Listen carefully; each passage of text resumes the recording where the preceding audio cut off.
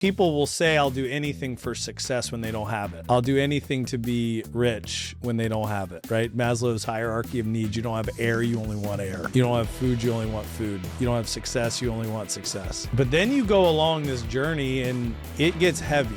And I would say for me, one of the main costs, it hardened my heart.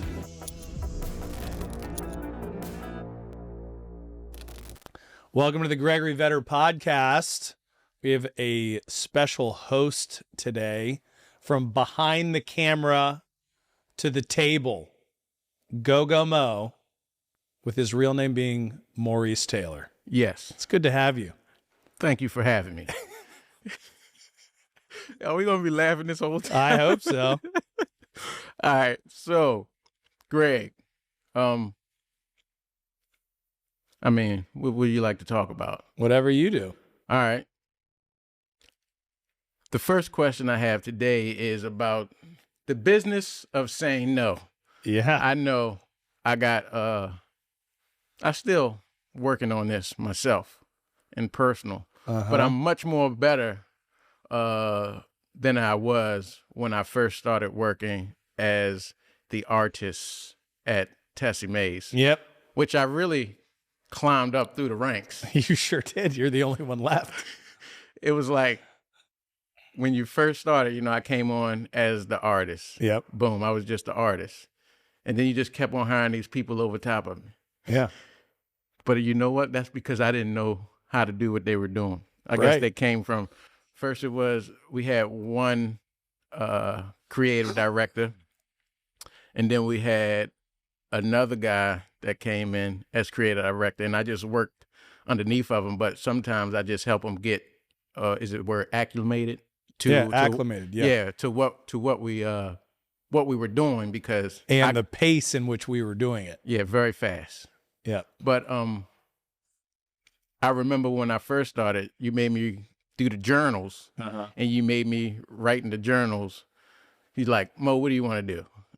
I can't remember what you said, but you said, how about become the creative director? And you made me write in my journal at the top every day, become the creative director of Tessie Mae's. Yeah.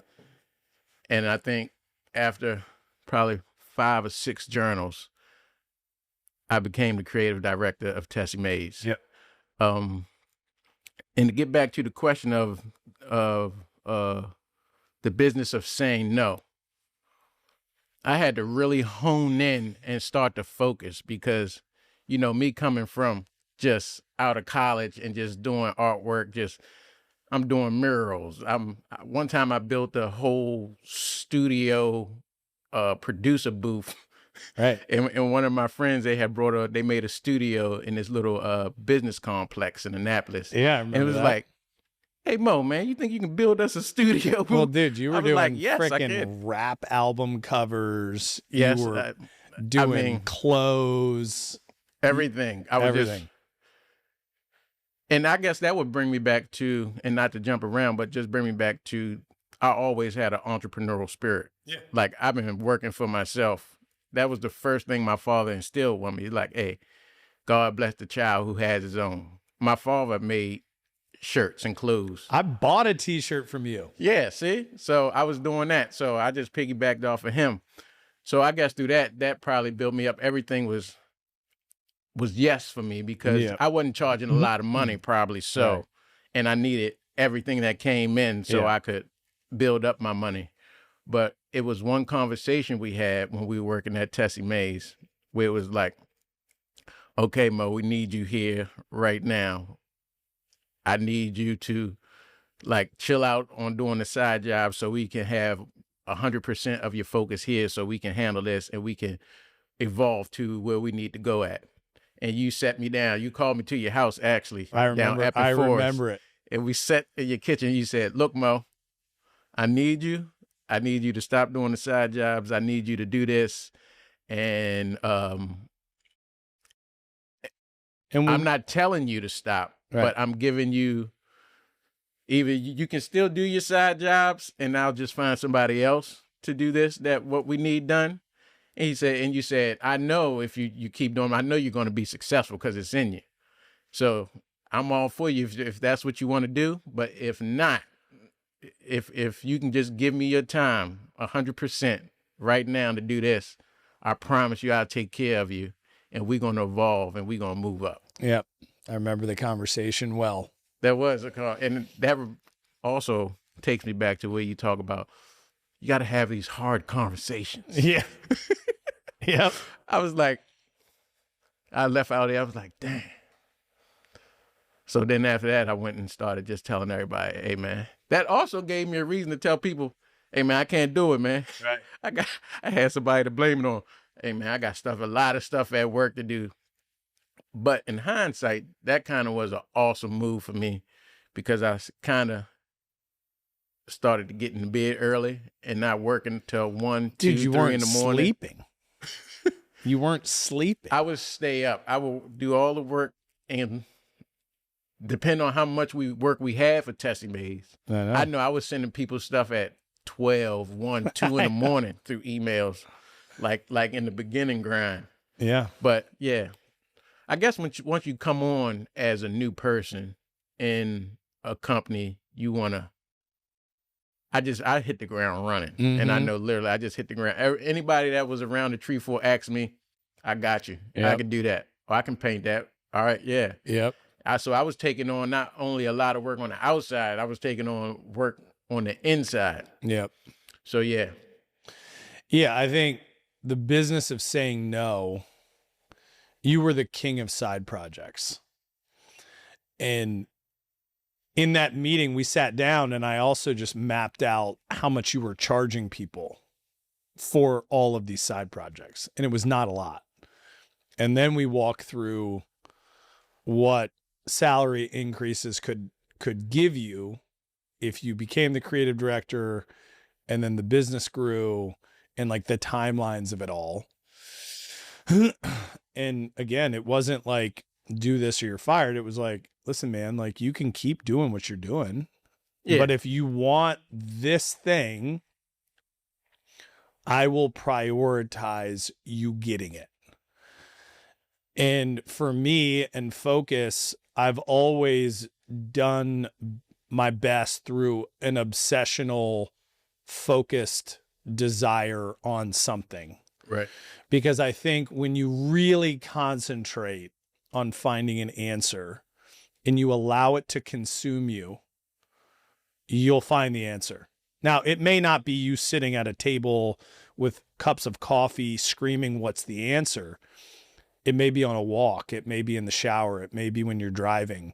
But when that's your focus, you're a magnet for energy.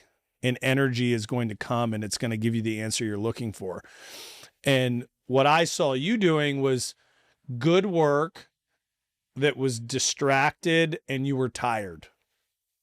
You know, you'd come in, we didn't care what time you came in, but like there'd be days you come in at 10:30 because you were up probably till 3 grinding on like a wedding video that someone paid you $500 for. And it's just like, dude, like, what are you doing? And you're like, well, I just can't say no. And I say this to a lot of people, which is just the greatest currency we have is our time and how we allocate it, because everybody gets the same amount of it. That's the thing that's a true mind fuck. Right. That these unbelievably successful people have the same amount of time as you and me. They're just choosing to spend it differently. So what are they saying no to in a day so that they can concentrate, focus, and execute that you're not? Maybe you're just saying yes all day, every day. And you're giving a 6 out of 10 effort on a bunch of stuff. Your 6 is still probably better than most people's 10. But it's one of these things where when you decided to start saying no, you had exponential growth after that moment. And you could see how you could accomplish all of your goals and hit all of your income goals. And then also, I mean, just from a product output perspective, it went from good to great. And it went from me having to be a large part of the initial creation process with you to then me being able to give you something and being confident enough that I didn't want to infiltrate your mind at all. I wanted to just see what you initially came back with. And it went from 1 project out of 10 being a home run, the first go at it, to like 8 out of 10. And then it became rare where I'm like, hey, dude, you got to come to the farm and we got to bang this out. You know, like we're not getting it. We're not aligned. And sometimes I make that call. Right. Because I can feel, I'll be like, I'll be at the farm in the morning. Or I'm coming down. Or you're too busy and now you're so confident in yourself that you know, dude, I don't have a week to waste sitting in my office going through 1,000 iterations of this shit. I'm coming tomorrow. Let's get a solid foundation. I'll go finish it. Whereas before you hated help. You hated it. But the art of saying no, most people can't do it. And it is hard. And I don't know why. I mean, I'm the king of no. That's my joke, is that if I show up to something that you've invited me to, I actually want to be there. Because I'll just straight up tell you no. Right. And I don't care if it hurts your feelings. Right. You're a protector of your own time. What else do we have? Right. And that's what I'm getting better. I'm not perfect, but I guess we all won't get perfect. Yeah. You know, but, you know, close people, you know, I help them out. I get it done for them. Especially in my mind now, I can think about it when they ask me, okay, what is it? Well, I think I can do that in a couple hours. But then it always seems to not be the couple hours I estimate in my head. My dad has a line of like, there are no simple jobs, only jobs simply done. And it's like, it doesn't matter what it is, you know, oh, I'm just gonna replace this doorknob. Because 3 hours later, you're like sweating and trying, you know? Right. Because I think on top of not wanting to say no, when you say yes, you always want to put your best foot forward anyway. So, well, that's the other filter. Even if I'm doing a photo shoot for somebody for $3,500, but one of my friends come around and ask me, hey man, hey Mo, I need you to take pictures of, I'm coming out with this drink and I just need some photos of the bottle so I can put up on the website. Can you do that for me? I was like, oh yeah, I can do that. It's only 3 bottles. I just need 3 bottles put up there. Just take pictures of 3 bottles. And, you know, the words are there, like, man, just something quick. All right. I can never do, you can't. No, you can't. I can't do nothing quick. It's going to be $3,500 job, or it's going to be, because I'm not going to put it out there and it might look good to them, but then somebody else see it, they ask them, like, yeah, man, Mo did that. And I look at him like, I know. Yeah, I'm not going to tell him, yeah, man, but I did that quick, though. You know, that was a quick job. I did that like a half-ass job. Yeah. My parents always used to say, you know, you gave a half-ass effort. Yeah. And I remember one time my dad asked me to do something. I go, can I just give a half-ass effort? He laughed so hard. He goes, no, you can't. Yeah. So that's one of things my grandma would say. If you're going to do it right. Yeah. Or don't do it at all. Right.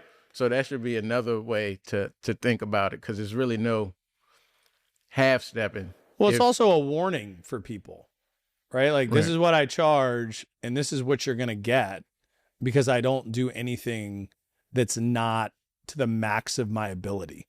Right. There is no half-ass effort from me. You're going to get it all. Because when people see it on the internet, they're like, yeah, that's okay, but they just asking for a quick job. Yeah. They don't know that. No, they're going to say this like, sucks. Nah, that shadows are wrong. Yeah. The danger of good ideas. How good ideas can distract you from great ones.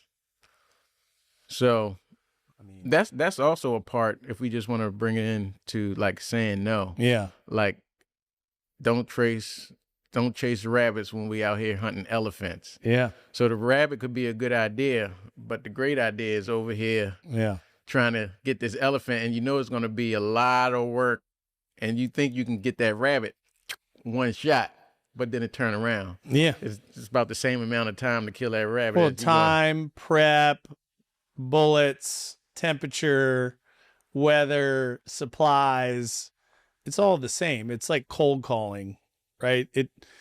It takes the same amount of time to dial the number of a large prospect as it does a small one. It's same conversation, same meeting time, same process to close them, just a very, very different outcome. And I do this all the time. I mean, how many freaking ideas do I send you? You send a lot, and that's the only ones you send me. So what is your process before you even think about, let me send this to Mo and see what he thinks? Well, so a part of it is you're in my workflow process where I'll look at an idea and I'll go, this can be big, right? I've already vetted, does it exist? Can it work? Can we make it? The next part is, can we design the brand beautifully with the most amount of impact that this idea can actually fall into the category of greatness or have the opportunity to be great? And, you know, we've had a bunch of those, and some never came to life because the brand or the packaging or the colors or the visual icons, like it didn't add up. It didn't match. It just never cohesively came together. And Quenchers is a great example of the complete opposite of that happening. Right. Good idea. Can we make it? Could it be huge? Does it have the opportunity to be great? Is the packaging going to come together? Is the bottle going to be special? Like, can we do it all? And it all came together. And so, but if we didn't get the packaging right and everything that was aligned there, you know, it's a sea of bottles and jars. It's just going to fade into nothingness. And then Tushy's is another great example. We weren't going to do that unless we came up with the greatest brand of all time for portable toilets. And me and you were texting back the most ridiculous ideas for this ever. We should have kept Dude, that I got to text thread. find that text thread. It's like, but then it was like Tushy's. We kept thinking about it. The visuals came together really easy. It was beautiful. The idea for marketing came together. It was really fun. It was all great. And it just was like, boom, boom, boom, boom, boom. And it did exactly what we wanted it to do. And then the phone number, I go, I want the dumbest phone number imaginable. You called me, go, here are our options. I definitely was just in a whole, once we got into this realm, I definitely was in a whole other bracket of creating outside of just doing art. Like, I'm making websites. Yeah. I told you in the beginning, I didn't like make websites. I made like 30 websites in the last, I was like, Greg, man, I hate making websites, man. Yeah, tough shit. Yeah, we gotta make some websites. Right. I hate 90% of the shit I do in a day. It doesn't matter. Then it's like, you just tell me to do shit, and I'd be like, okay, I guess I gotta figure this out. Like, and you do. We need a 1-800 number. Greg, I don't know how to do no 1-800 number. Just you'll get it. We need a 1-800 number. Get a 1-800. You just ask for shit. I'm like, I Google, like, okay, I'm gonna see what this website is. Just like the podcast. Hey, we need to set a podcast up. All right. Like, and I want it on Apple. I want it on Spotify. I also want to film it. I want YouTube. I want to put it on YouTube and just. I'm like, Greg, I'm gonna need some help. Well, it does come back to I read something about, sculptors from the past, and they all said the work was in there already, and they just kind of removed the excess and it just appeared. I think for the stuff we do, Tushy's is a hilarious example. The fact that 855 pea poop was available. I don't know why nobody ever took that. Right. And it's like been a core part of our marketing and branding, and everybody loves it and they think it's hilarious. And I was on an innovation call today with somebody, and they were asking me about how we think through the design and the launch of products. And it's just, we're looking to push the limits. What is possible? What is legal? Right? What is going to be impactful for the consumer? Because I think everybody is so risk adverse. They're so scared of making something dumb that they end up just neutering their brand and their product, and then they're left with something that's just not special anymore. Yeah, I guess they, I can't remember if I think it was on an audio book or something that I was listening to. It said, if at launch your product comes out perfect, that means you took too long to launch it. Well, we don't have that problem ever. We're out here strategically improvising as we go. Yeah, shit comes out. We're like, man, we got to fix that for sure. Yes. Better quickly fix that. But you also just can't control everything. When you're making products, there's 20 different vendors and suppliers involved. And it's like, yeah, I don't know if we've ever launched a perfect product without any issues. You know, like we try our best. We have people review it and edit it and, get samples, and we do all the stuff. But at the same time, my belief is just people have a short memory. Unless you royally fuck something up, right? There's time to fix it. There's time to make it better. And the market will dictate if it's going to work. And again, like maybe we create too many things. Okay. I'll take that. I'll take that criticism. But at the same time, everything we're creating is cool, special, serves a purpose. People like it. And now it's about seeing how far we can take it. And I'm willing to continue doing that. One, because it's fun. Right. I enjoy creating products, improving brands, improving our own stuff, launching things, and pushing the limits. And I really think that's what we have done and we're good at. We're really good at finding the edge. Just and teetering. Right. And, sometimes we go over the edge and it's not great. Other times but also at the same time, like, we've played it safe a couple times and that's ended up in complete fucking disaster too. And, there is no silver bullet. And I think that's the most frustrating part for people. And when you look online and you look at YouTube and the business gurus that have all the answers of this is how I built $1 billion brand and here are my secrets and here's my process, there's no silver bullet. There's nothing, right? Like every single thing is different. That Native American quote of when you put your feet in a stream, it's never the same stream twice. Oh, yeah. Or something like that. But it makes perfect sense. It's like there's moving water, there's time, there's temperature, there's sediment, there's animals. Like it's never the same. Nothing can really be replicated. You can have a process to basically strategically improvise moving forward, which we do. But every single day is new. And you just have to deal with the obstacles as they come. All right, so it was along the journey, and this would be a question about success. I guess people have different ideas of success. on your journey, I know you had a destination for where you wanted to go and what was successful to you. Yeah. In the beginning. Yeah.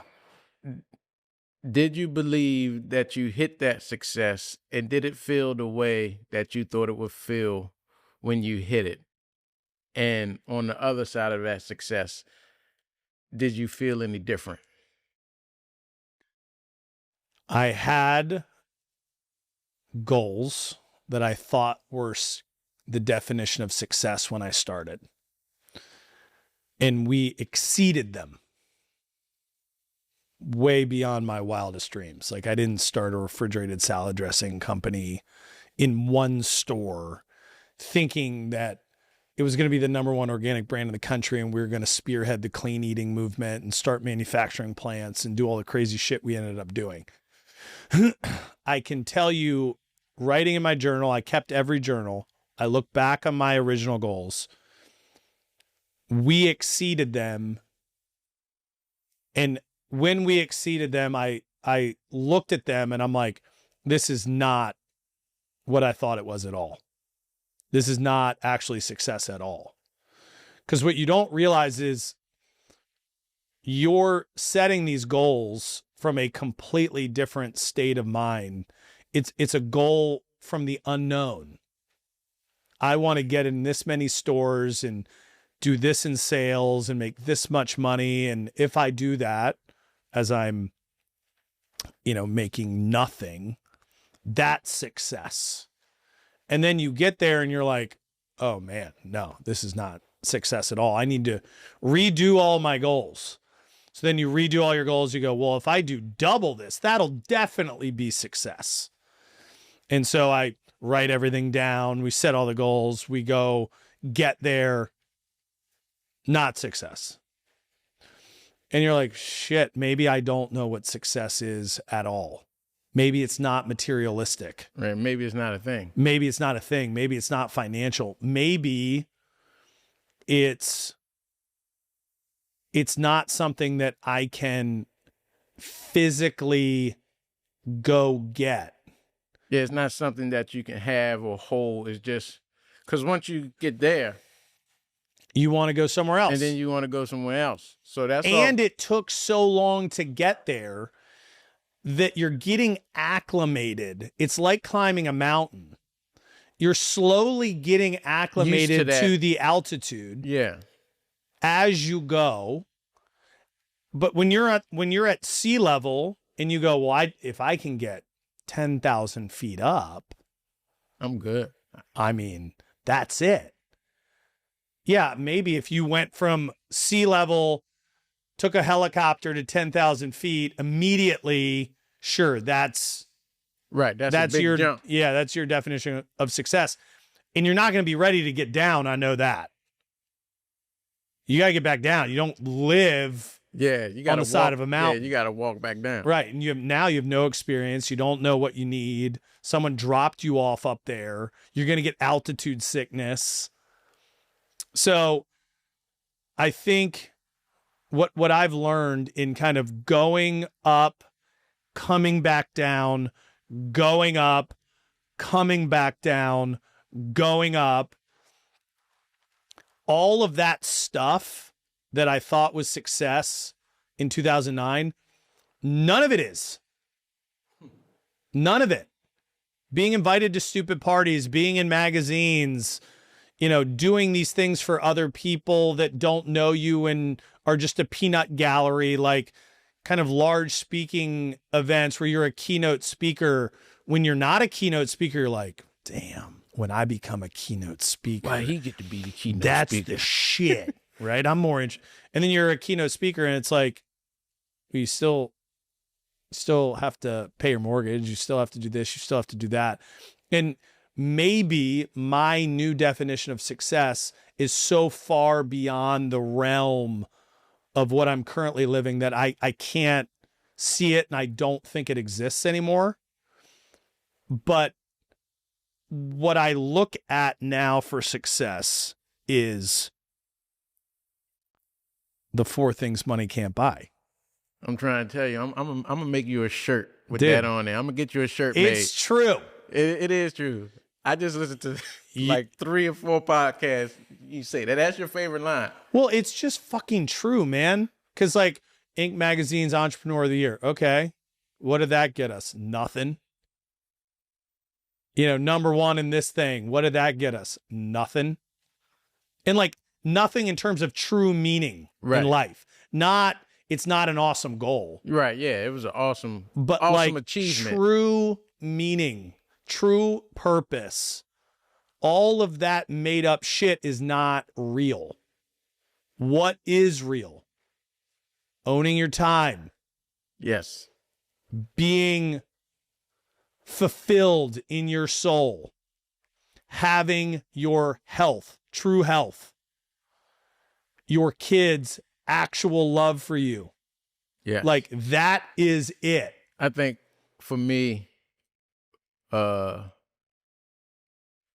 guess the best thing that you just said was owning your time. I want to be able to wake up and maybe develop some of my pictures on film, go in my dark room and print some pictures out, or sit and make a cartoon on my computer with a cup of coffee and just draw and just make stuff move and not really have nothing that's supposed to be done. So I guess the way I believe I would achieve that is whatever we do, and we do it at a massive scale, and I can get a lump sum of money where I can put that somewhere and I can just live off of the compounding interest. Where I can pay myself just in that, where I can wake up and I can, outside of you calling me and say, Mo, I got an idea. It's just me waking up, grabbing my camera, going outside, take some pictures of some trees, or then coming back, going in the dark room, or hanging out, drinking coffee on the couch, maybe watch some TV. But I'm still going to be doing some creative. I'm probably never going to stop working. No. But I think it's just more of me being able to do stuff, still do things, shoot my films and my short documentaries, do passion projects. But I feel as though they probably still are going to not feel like work, even though I'm doing my own ideas, but I'm still going to be doing something. So it's not really just like, I'm going to get all this money, I'm just going to chill. Yeah. I don't think once you get to where we at. Yeah, you do too much shit, bro. Yeah, once we get to you and me just climbing up through the ranks and me just, being around the people, like we always got something going on. And I don't think it's not like I'm just gonna stop like, all right, Greg, appreciate you, dog. I'm gonna go home now, man. See you, man. Yeah. So, but yeah, I think in the ultimate overall is just hang out with my daughter. I know I probably got like another maybe good 9 years, maybe, of hanging out with her until she'd be like, all right, Dad, I'm going out with my friends. Dude, and this is our window, man. Right? I probably got like maybe she's 7, 8, 9, 10, 11, 12, maybe 6. Maybe. Broadly's 14. Right? Time is fleeting. Last question of the day with the great Gregory Vetter. With the great Go-Go-Moe. Likewise. Success. The hidden cost of winning. Every win comes with a trade-off. Time, relationships, health. How do we decide what's worth it? And this will be the end cap of today's discussion. The hidden costs of winning. I always hear people talk about where they say Drake said it a lot. It's lonely at the top. It's lonely at the top. I never got it. I'm not at the top and yet. I'm going to try my best so that you don't get that, so that you can find success without I don't want to be lonely. All of the costs that it is lonely at the top. I would say people will say, I'll do anything for success when they don't have it. I'll do anything to be rich when they don't have it, right? Maslow's hierarchy of needs. You don't have air, you only want air. You don't have food, you only want food. You don't have success, you only want success. But then you go along this journey and it gets heavy. That's where it gets a little rocky. And I would say for me, one of the main costs, it hardened my heart. I'm a calloused man now. And if people remember me from a little kid, middle school, high school, which you do, voted. I basically won everything in high school except for most likely to succeed. And I got to choose which one I wanted. So I chose life of the party. One of my friends who I think he 2 years older than me, so he a year older than you. He said, man, I didn't see that coming from Greg. Dude. He said, man, Greg, all he used to do was just crack jokes all day. School. He said, man, I never seen it. Right. So, and I went into this journey in 2009 with a pure heart. Pure heart, full eyes, can't lose, or pure eyes, clear eyes, whatever. And was that a pure heart as into the pureness of other people? You thought other people were going to be full faith in other people, want to do the right thing, like you.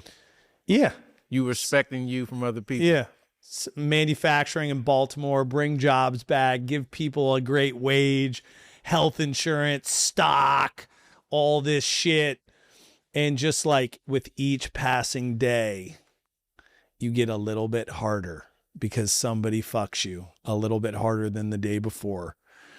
And you try and maintain this purity of your heart. You don't want life to beat you down. And you try your hardest. But then there's some things that like you really just can't fully bounce back from. Or it's like a broken bone or a deep scar. It's like even when you heal from it, you're not fully back to the way you once were. And I always tried to find my way back to that. And if you bring it up to Genevieve, she'll start crying about what this journey took from me and who I am today versus who I was when she met me. And she can see it in like moments with Forrest. He's never, he wakes up, he's never had a bad day. Right. He's skipping, he's whistling, he's dancing by himself. He sings in the shower. Like this dude. I do that sometimes. And that used to be me. There's like videos of me doing that as a kid. But the one thing about me is I tried to never make the same mistake twice. And so as life beats you down, you try not to make the same mistake twice. Well, really what that means is you're hardening yourself. Right. Like I've been down there. I'm not going down there again. Even though it might be safe this time, but I'm not going to try to, I'm not going to bet it. And I don't know if I don't know if I saw that coming. And I don't know, I think I thought I was immune to that from happening. Immune to this much suffering and being able to bounce back. You mean suffering just as a whole, or so are we talking about hardening from what people have done to you, or just hardening from the trials and obstacles? All of it. Out of the journey. Because like sports, you suffer in practice, strength and conditioning. It's hard. You bounce back. Big losses, learn from them, bounce back. There's the joy of sport.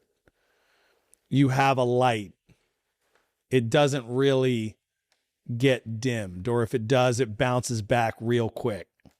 Right.